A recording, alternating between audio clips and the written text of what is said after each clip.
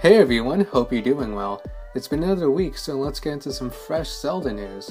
Since in previous episodes, I went in depth about the development cycle and potential reveal of the new Zelda Wii U title, along with possible remakes. I'll be going over what this new Zelda game will most likely be in terms of gameplay and story setting. In the past, I have stated that when Nintendo's development team number 3 was working on the Wind Waker HD remake, Yuji Aonuma has clearly said that working on past Zelda titles has given the team a fresh take on new directions for the Zelda franchise.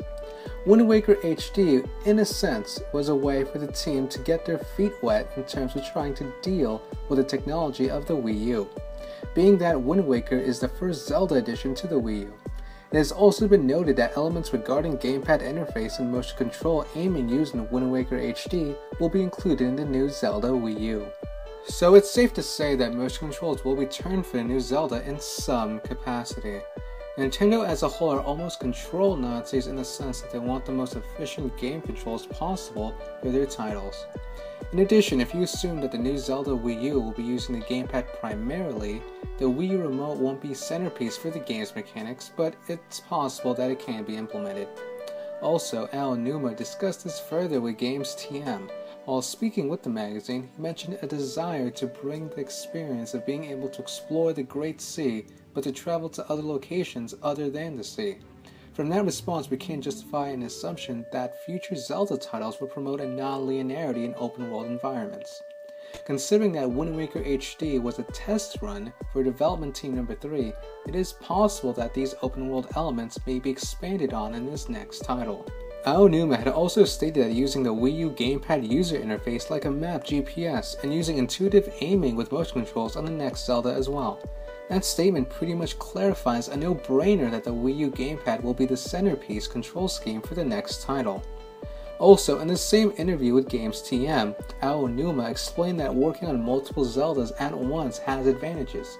He explained how the team frequently found solutions to a problem in one title when working on another, and when you focus too much on one title, you are prone to take a very narrow-minded approach.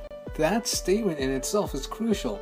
Zelda Wii U has been reported to be in development alongside Wind Waker HD, Link Between Worlds, and to some degree, Hyrule Warriors. It is possible that the new Zelda title will take elements from both Wind Waker HD and Link Between Worlds. In addition, since the Wii U gamepad will most likely be a centerpiece control scheme for the new Zelda, Hyrule Warriors may very well be a title that will focus on motion control mechanics using the Wii U remote. For example, we can infer that the development team number 3 let go of some of the motion control mechanics. As compensation, they offered the game to Tecmo Koei to develop a spin-off that focused primarily on motion control mechanics, hence its development. Also, since it's pretty much safe to say that the new Zelda title will be revealed this year in 2014, most likely in E3 2014, the biggest question arises: what story setting will take place? I get messages asking me what setting do you think the next Zelda title will encompass. That question in itself is a very difficult question to answer, being that there's not much information about the content of the game. However, there have been theories that the next Zelda title will take a more realistic and darker approach than past titles. As a heads up, the information about the setting that I'll be talking about now is complete speculation. That being said, let's look at the official Zelda timeline. I can't really imagine a game that goes before Skyward Sword, and I personally doubt that the next title will be in the Legend of the Goddess and the Hero timeline above. And the Hero is Defeated timeline is certainly possible, but the recent Link Between Worlds has been released that takes place a couple hundred years after the events of Link to the Past. Somehow I doubt they'll touch on this timeline as well, since they worked on this timeline relatively recently. Then there's the Adult timeline, which I also find unlikely, being that Spirit Tracks was developed around the development cycle of Skyward Sword and the HD remake of Wind Waker. Personally, I don't think development team number 3 will work on anything on this timeline for a while. Now we go on to the Child timeline, which I find the most likely timeline setting for the new game. A lot of information points to the direction that the next Zelda will encompass a more realistic and dark Zelda title. Not only that, but every other timeline in the Zelda canon has had a new title recently. The first timeline had a relatively new release of Skyward Sword and Ocarina of Time remake. The Heroes Defeated timeline has a recent release of Link Between Worlds. The Adult timeline has a recent release of Wind Waker HD and Spirit Tracks released earlier before. But this timeline the child timeline hasn't been touched for quite some time. If the rumors are true that the new Zelda will have a darker tone, it would make sense in the timeline. Majora's Mask alone has a much darker story than most Zeldas. Twilight Princess also has a darker tone as well. Even Four Swords Adventures has a somewhat darker mood. If I could bet which timeline the next Zelda mainline Zelda title will be in, then my money is on the child timeline.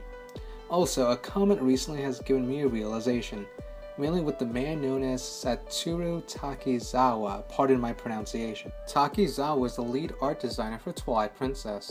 He is also considered the dark heart of the Nintendo team. He has worked on the designs in Ocarina of Time, noted for the design of Ganondorf. Oddly enough, it was noted while he was in development of Skyward Sword, he wasn't in heavy development of the title. Other than the Wind Waker HD remake, he hasn't been seen in any recent official work. Considering his fame for being the dark heart of Nintendo's team, could it be possible he is hard at work on the next Zelda title?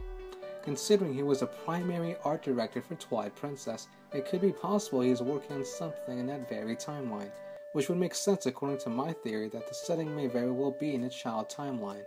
Please tell me what you think about the next Zelda setting and what it will be like in the comment section below. Now enough of speculation. February 12th, 2016 is the 30th anniversary of The Legend of Zelda. I'm not saying this is the release date of any new Zelda. I find a 2015 release more solid than ever, but it is possible that we see some kind of remake in the 30th anniversary. Maybe a Majora's Mask remake. Tell me what you think. Also, on another note, Miyamoto is working on a brand new Nintendo franchise.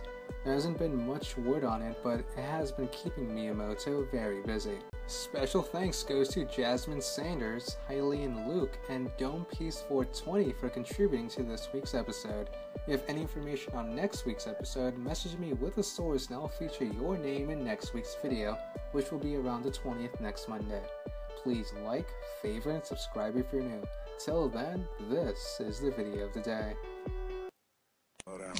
Grab the wall, wiggle like you're tryna make your ass fall off. Gas pedal, gas pedal. Grab the wall, wiggle like you're tryna make your ass fall off. Gas pedal, gas pedal.